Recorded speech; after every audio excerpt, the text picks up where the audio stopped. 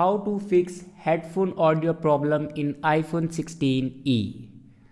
So let's start the video. First of all, open settings. In settings, go to the main page of your settings and scroll down and click on sounds and haptics.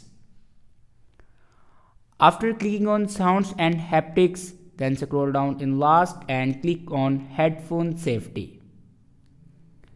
Now here you can see the option reduce loud audio. Now here you can enable or disable your reduce loud audio.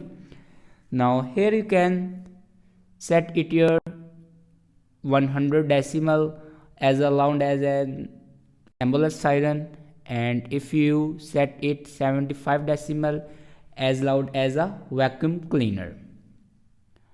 So here you can adjust your sound, and if you want to turn off your reduced loud audio, then simply turn it off. After that your problem will be fixed. If it doesn't fix your problem, then increase or decrease your sound while using the side button of your phone, like that. Now scroll down and here you can increase or decrease your sound.